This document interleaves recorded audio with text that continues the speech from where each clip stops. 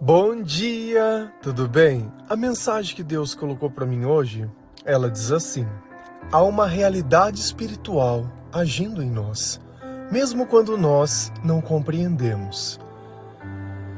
Senhor, tende misericórdia de nós. Perdoa, Pai, todos os nossos pecados, livra-nos de todo mal, nos afasta de tudo aquilo que não vem de Ti. Nós agradecemos, Senhor, por mais esse dia, pelo alimento, pela palavra, pela presença. Aceita, Senhor, essa nossa oração, esse nosso louvor, pois nós Te amamos, bendizemos, adoramos. Somente Tu é o nosso Deus e em Ti confiamos.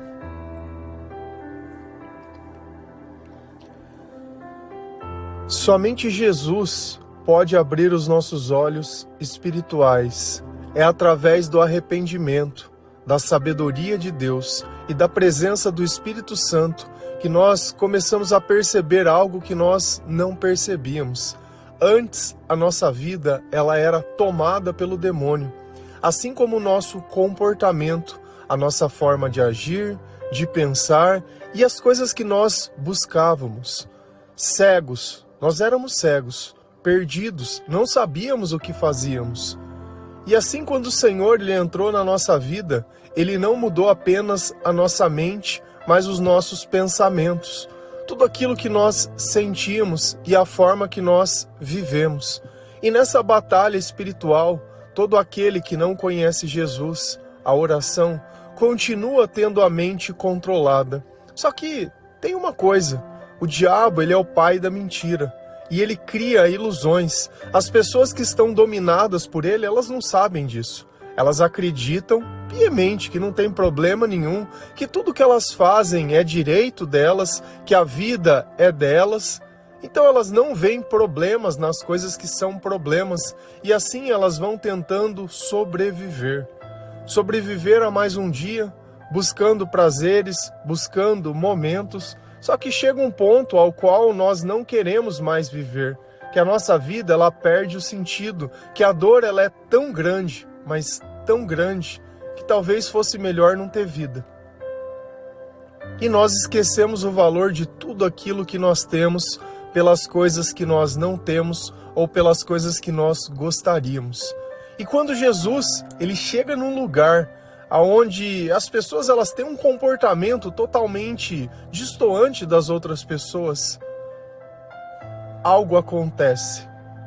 Na presença de Jesus, do Espírito Santo, mas o verdadeiro, nós somos transformados, nós somos impulsionados a querer ir para aquela luz.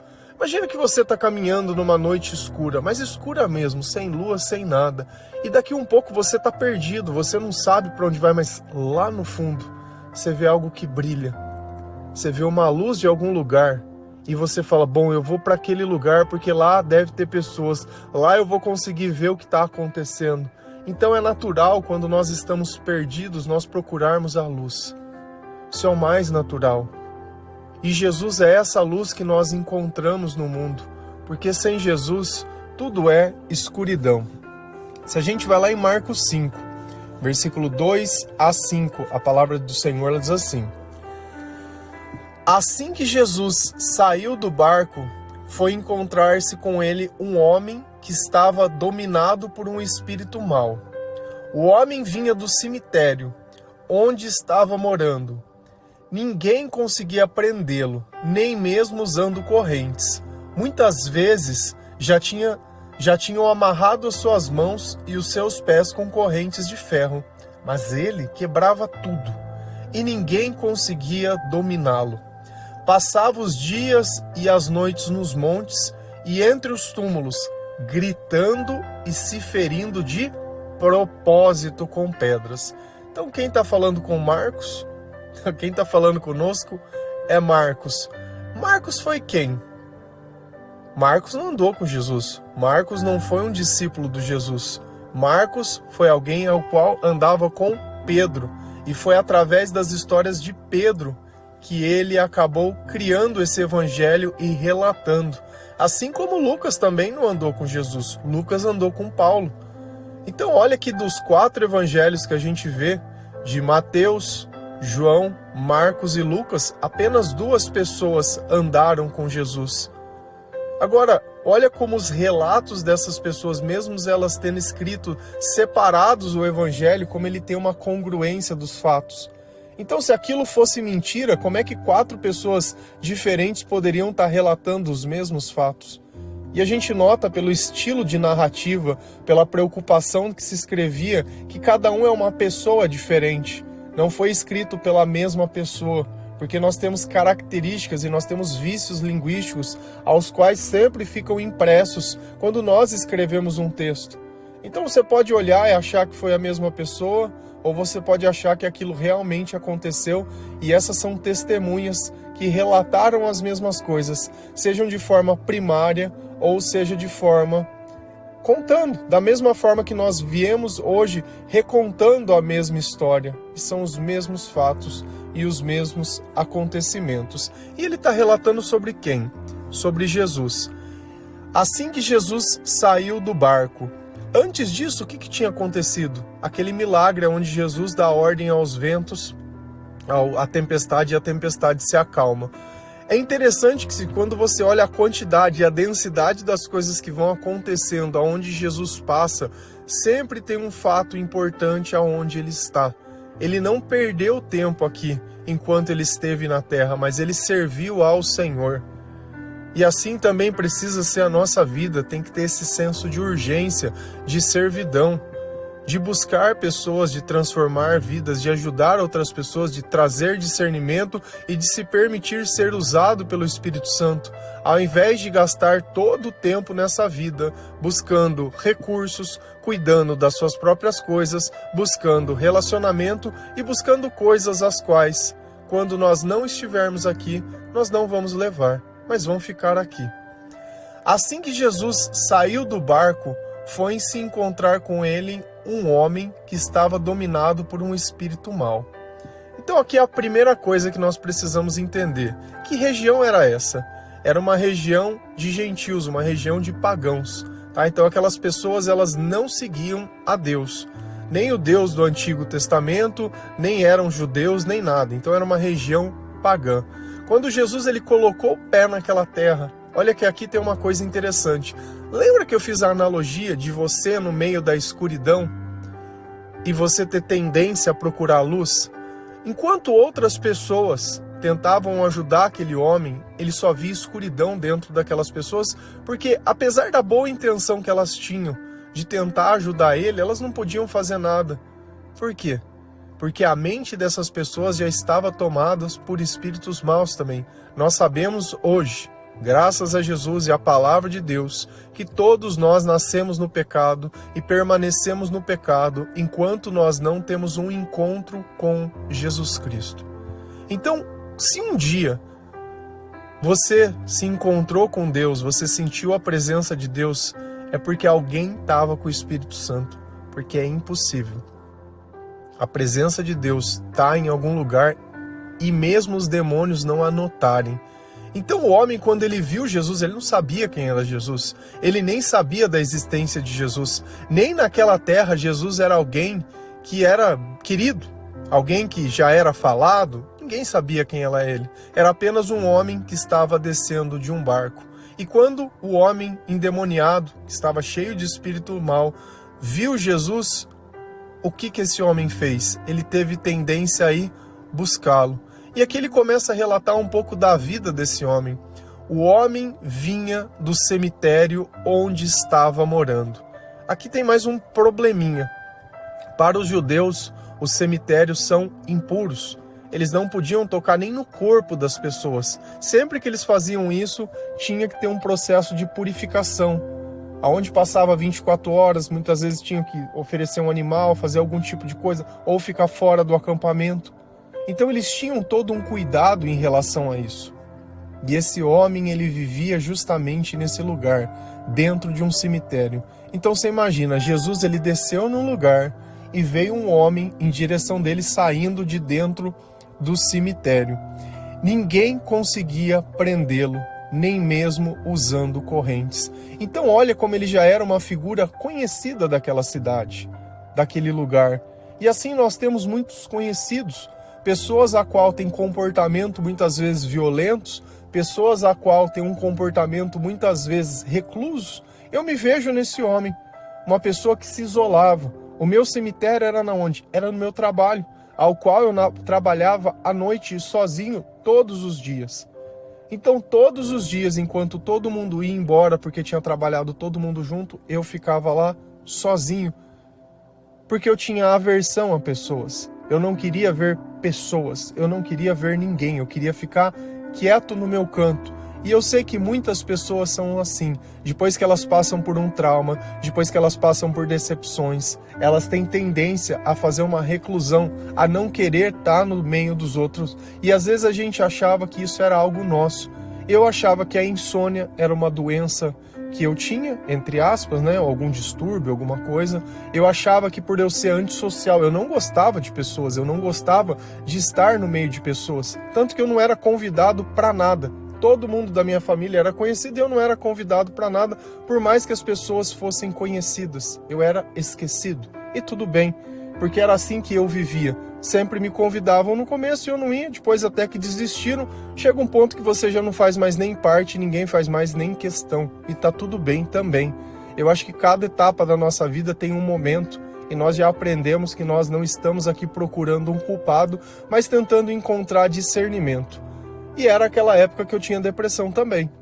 Então você imagina, se eu fosse, entre aspas, num psiquiatra, certamente que ele ia tentar diagnosticar o que eu tinha. E se esse homem do cemitério fosse num psiquiatra, qual doença será que ele teria? Esquizofrenia? Será que ele ia ser tratado com algum tipo de transtorno, algum tipo de coisa? Seria medicado? Ia para uma ala psiquiátrica? O que será que ia acontecer com esse homem? Então eles tentaram resolver por eles. Falaram, esse homem tá aí vivendo num cemitério, deve estar tocando terror, vamos prender esse cara. Mas nem as correntes conseguiam prendê-lo. Muitas vezes já tinham amarrado as suas mãos e os seus pés com correntes de ferro, mas ele quebrava tudo.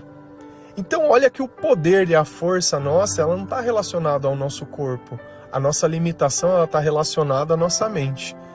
E hoje, com o discernimento espiritual, sabendo que é o Senhor quem controla a nossa mente, ou é o diabo que controla a nossa mente, os nossos pensamentos, fica nítido que esse homem ele tinha características sobrenaturais. Então, mesmo ele tentando prender esse homem com correntes, ele arrebentava as correntes. Será que as pessoas tinham medo dele? Será que as pessoas queriam estar perto dele? Será que esse homem não perseguia outras pessoas?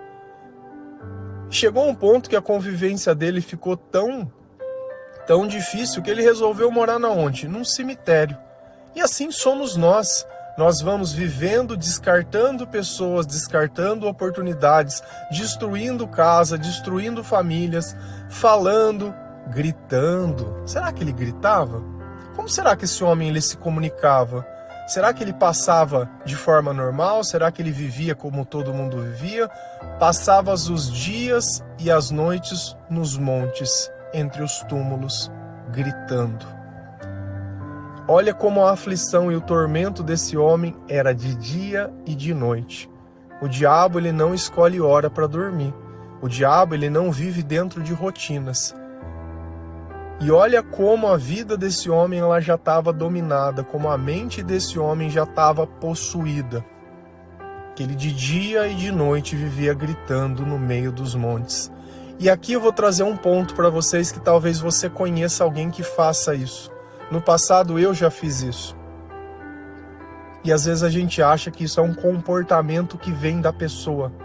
Se você notar, tudo aquilo que o diabo ele coloca dentro da nossa mente não é conhecimento adquirido. Nós aprendemos imitando as pessoas. Mas essas coisas que estão sendo relatadas, ninguém aprende a gritar com outras pessoas. Ninguém nos ensinou a chorar. Nós já chorávamos desde criança. Sabe? Então esse comportamento. Agora, olha o ápice. Gritando e se ferindo de propósito com pedras. Quantas pessoas nós não encontramos com os braços cortados, com as pernas cortadas, e ela fica se ferindo. Tem uma música do Legião Urbana que chama Clarice, que eu ouvia, E na música ela falava que sempre que ela se cortava, ela se esquecia. Então, o diabo, ele afeta tanto a nossa mente, e a dor é tão constante que não para, que nós tentamos produzir uma dor no corpo, para ver se tem um pouco de distração. Então é uma tentativa de poder tentar tirar. E às vezes quem não entende isso, fala, tá fazendo por frescura, tá fazendo por chamar atenção, se quisesse tinha cortado no lugar certo. Não é esse o ponto. O ponto aqui é que aos poucos, é uma tortura isso. Não adianta você olhar e falar, porque a gente é muito simplista. É muito simplista. Só que vai chegar a tua vez. Se você não dobrou o teu joelho, se você não reconhece Jesus, vai chegar numa circunstância onde o teu dinheiro vai acabar, o teu relacionamento vai acabar, ou vai ter uma morte, ou vai ter um acontecimento, ou alguma coisa vai sair do trilho. E a hora que você sair, o demônio ele vai assumir, porque você vai querer encontrar um culpado. É a síndrome do Adão e Eva que nós falamos esses dias. E aí quando você começar a fazer isso, a tentar voltar, a tentar reviver, a aceitar a ilusão, ao questionamento, pronto, tua vida ela acabou. Aí você vai entrar num estado onde você vai achar que precisa não de um arrependimento, mas de um consultor, né, entre aspas, de um médico, de alguém para te tratar, e você vai tentar tratar uma doença espiritual. Olha quando a gente vê esses filmes de pessoas quando elas estão nesses sanatórios, esses lugares, elas não prendem a mão das pessoas. Olha que a gente está olhando exatamente a mesma coisa. A mesma coisa acontecia. A mesma coisa. Só que se nós desprezamos tudo aquilo que vem de Deus e o mundo espiritual, né, por ignorância, é sobre isso que a frase fala, mesmo que eu não compreenda o mundo espiritual, ele existe. Mesmo que você não queira aceitar que isso seja verdade, continua sendo verdade. A verdade não existe por causa de nós. Nós podemos usar a verdade a nosso favor, ou podemos continuar achando que tudo é uma questão de pessoas, que as pessoas elas estão escolhendo sim o que elas não escolhem nada. Elas não escolhem nada. Mas nós podemos ter esperança em uma coisa, que na presença de Jesus Cristo, nós podemos notar que o diabo perdeu o controle da mente dessa pessoa. Se a gente continua lá em Marcos 5, versículos 6 a 10, a palavra do Senhor ela diz assim: Ele viu Jesus de longe, correu, caiu de joelhos diante dele e gritou: Jesus, Filho de Deus Altíssimo, o que o Senhor quer de mim? Em nome de Deus eu peço, não me castigue. Ele disse isso porque Jesus havia mandado o espírito mau que saia deste homem. Jesus perguntou: Como é que você se chama? E ele respondeu: O meu nome é Multidão, porque somos muitos. E pedia com muita insistência a Jesus que não expulsasse os espíritos maus para fora daquela região. Então, continuação da passagem que nós estamos lendo, né? E ela continua contando o que aconteceu. Ele viu Jesus de longe e correu. O homem que vivia em escuridão viu Jesus de longe. E esse homem fez o quê? Correu. E assim, quando nós vemos a oportunidade, ou nós temos um encontro com Jesus, nós o buscamos. E ele correu e fez o quê? Caiu de joelhos diante dele. Beleza. Tem uma passagem que fala que toda língua confessará e todo joelho dobrará. Está acontecendo a passagem aqui. Então olha que certas coisas são opressão, mas quando Jesus estava lá, a presença dele já mudou o comportamento desse homem. Quando que alguém iria imaginar que um homem violento iria se ajoelhar perante a Deus? Diante dele e gritou. Ele não conversou com Jesus, ele gritou. O diabo, ele não fala, o diabo, ele grita. Você já viu alguém gritando? Você tem o costume de gritar, de falar alto? Você já percebeu quando uma pessoa ela começa a beber, ela começa a gritar, ela fala cada vez mais alto? E aquilo que parece descontrole, né, tá tendo uma possessão. Então o teu corpo e a tua mente, ela tá sendo possuída. E aí nós vamos lá para a pessoa e damos um remedinho que acalma a mente, mas na hora que passa o efeito, ela volta ao estado natural. E isso tem que ficar muito evidente, porque nós chamamos de doença muitas vezes aquilo que é espiritual. E tratamos com coisas que aonde se tivesse a palavra de Deus, se tivesse o arrependimento, seriam coisas diferentes. Jesus, Filho do Deus Altíssimo, olha que ele conseguia reconhecer a divindade de Jesus sem ninguém ter falado quem era Jesus. Nesse mundo espiritual, nós sabemos o que é Deus e o que não é Deus, mesmo que ninguém nos diga nada. Nós sabemos o que nós temos que ter respeito e o que nós não temos respeito nenhum, sem que ninguém diga nada. O que o Senhor quer de mim? O que será que Jesus queria dele? O que você acha que Jesus quer de você? Você acha que Jesus quer o teu dinheiro? Jesus está interessado no quê? Nos teus 10%? Você acha que você tem algo que Deus não tenha? Você acha que Deus precisa de você para fazer a obra de Deus? Que eu sou importante? Eu preciso me colocar no lugar de servo, porque servo que não serve para nada. É simples. Não, mas Deus me ama. Deus te ama sim, mas o teu comportamento ele não aceita. Essa é a questão. Porque quando é para nós, o comportamento importa, o que as pessoas fazem importa, né? Tanto que aconteceu uma única coisa que você não concorda, pronto, acabou. Você vai jogar na cara da pessoa a vida inteira. Mas Deus não, né? Deus tem que aceitar tudo, tem que ver tudo. Em nome de Deus eu peço, não me castigue. Ele sabia que Jesus tinha poder e autoridade sobre ele. E Jesus não deveria ser, pelo menos na palavra não fala nada, mas alguém que seja forte, alguém que pudesse passar medo pelas pessoas. Então ele não estava olhando e dizendo aquelas coisas com medo de Jesus enquanto pessoa, mas sabendo que quem estava conversando com ele ali era o homem ou era o demônio? E eu falo para vocês que controla a nossa mente. E ontem nós falamos da boca falado que o coração tá cheio e parece loucura. Aqui nós estamos tendo um diálogo entre o demônio e Jesus. E quantas vezes o demônio não usou da nossa mente para gritar com alguém, para insinuar, para mentir ou para falar? Porque Deus não é Deus de mentira. Então quem que está falando? Quem que ensinou? Você teve alguma aula na escola ensinando a mentir, a enganar? Nós não tivemos. Ele disse isso porque Jesus havia mandado: espírito mau, saia desse homem. Você vê que às vezes parece uma viagem que eu fico forçando, mas de novo, eu estou trazendo uma situação que está escrita na Bíblia, que se você não tiver maturidade espiritual, você vai ler isso e vai achar o quê? Ah, isso daqui foi uma coisa que aconteceu só lá, tá falando de uma coisa que não tem nada a ver. Não, cara, isso daqui ia passar batido. Mas quando você para notar que as mesmas coisas que esse homem fazia dentro de um cemitério, nós fizemos ou nós fazemos dentro da nossa vida, ou conhecemos alguém que tem esse tipo de comportamento, e nós simplesmente ignoramos, achando que aquilo não é problema nosso ou que nós precisamos de um especialista. A solução ela não custa nada. A solução está em Jesus Cristo. E foi a solução da minha vida. Da minha vida. E é a solução da sua vida. Jesus perguntou: como é que você se chama? Ele respondeu: o meu nome é Multidão.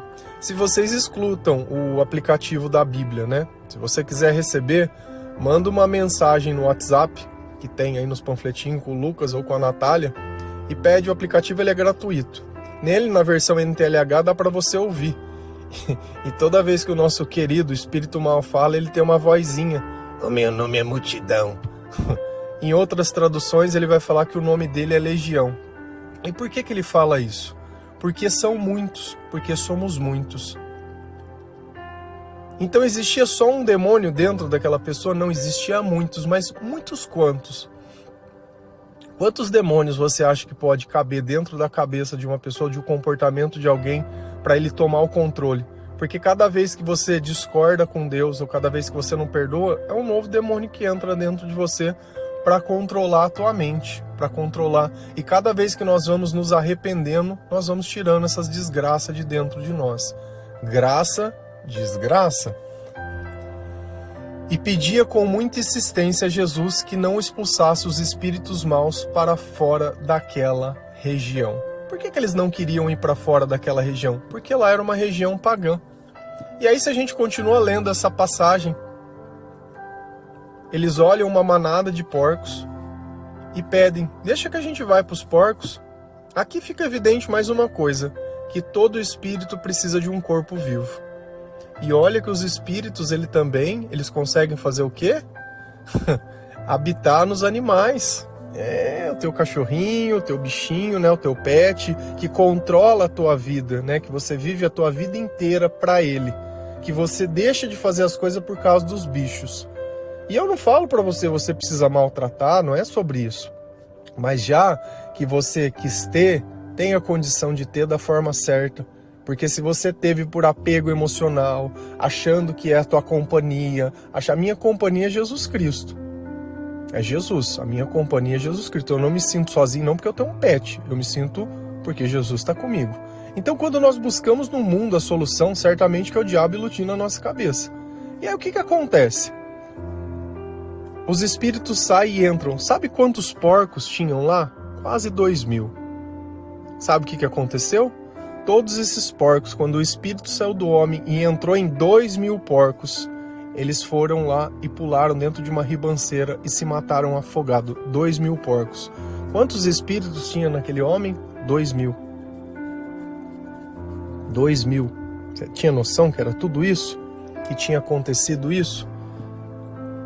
E por que ele foi para os porcos? Os porcos eram animais impuros. Isso está dizendo sobre o quê? Que aquela terra não seguia os mesmos preceitos dos judeus, porque os judeus não criavam porcos. Eles não comiam porcos. Então aqui é só para trazer um contexto. Depois disso, aquele homem ficou em sã consciência, ele ficou normal. Tanto que as pessoas viam aquele homem e não acreditavam, e eles começaram a sentir medo. A sentir medo. E aí sabe o que eles fizeram? Você acha que eles agradeceram Jesus? Não. Eles mandaram Jesus embora porque eles estavam mais preocupados com os porcos que morreram. Não com aquela vida que foi salva. E o homem queria seguir Jesus. E ele falou, não, você vai ficar aqui e você vai testemunhar para a tua família. Você vai semear a palavra aqui, a tua transformação, porque todo mundo te conhecia. Agora o teu testemunho vai ser diferente. E é isso que nós fazemos, nós testemunhamos, nós mostramos o quanto o Senhor mudou a nossa vida. Você tinha discernimento que essa passagem era desse jeito? Eu tenho certeza que às vezes você já leu essa passagem, mas não pegou nada disso que estava acontecendo. E nem tentou olhar para os dias de hoje. Você acha que não tem mais pessoas endemoniadas? Você acha que não tem pessoas endemoniadas entrando e saindo de dentro das igrejas, porque na igreja não tem o Senhor? Você vê pessoas se arrependendo? Você vê pessoas sofrendo transformações? Eu vejo. Mas sempre que eu encontro isso, é porque elas começaram a ler a palavra de Deus. E foi justamente isso que o Senhor deixou pra gente, a sua palavra e o seu Espírito. Porque eu posso ainda encontrar Jesus. Eu posso entender o meu pecado, eu posso olhar que eu tô gritando, que eu tô berrando, né? Que eu tô tentando controlar outras pessoas ou as outras pessoas estão tentando me controlar. Será que uma pessoa que se relacionasse com uma pessoa dessa ia dar certo? É que esse homem, ele é o extremo, é fácil enxergar nele o que está acontecendo. E quanto só tem 100? E quando tem 200? 300? 400? Tá na metade do tanque ali. Agora você entende por que a pessoa ela só busca prazer, só busca bebida, só busca as coisas? Ela está tentando aliviar a mesma coisa que esse homem. E às vezes a gente tenta aprender, tenta falar, tenta conversar. Acha que esse homem estava assim porque ninguém conversou para ele e falou assim, então isso não é certo, você precisa pensar nas pessoas. Não está conseguindo fazer nada.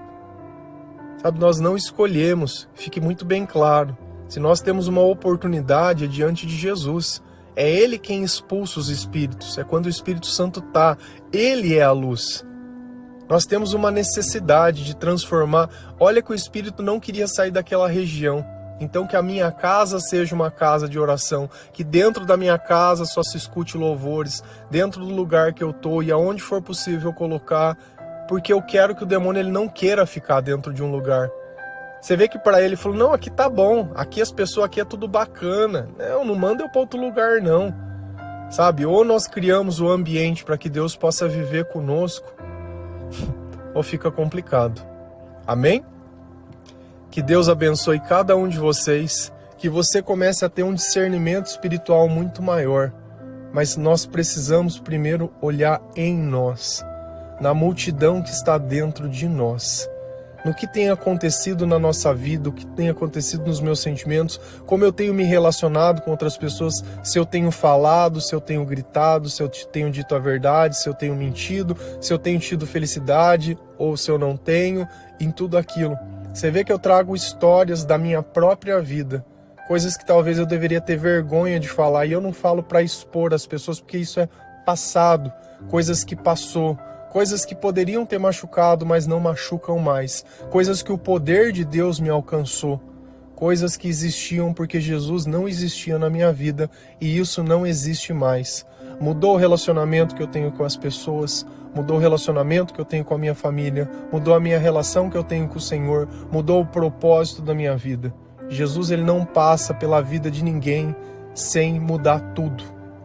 Sem que nós nos arrependemos de tudo que nós fizemos, sem que nós tiramos a culpa das pessoas e colocamos a culpa em nós. O discernimento que Jesus nos dá, a liberdade e tudo aquilo que somente o Espírito Santo pode, como o amor, a paz, a alegria, a felicidade, não se compara a nada que nós já tivemos nessa vida, porque isso só pode ser possível na presença do Senhor. Amém? Que Deus abençoe cada um de vocês. Feliz a nação cujo Deus é o Senhor. Um bom dia.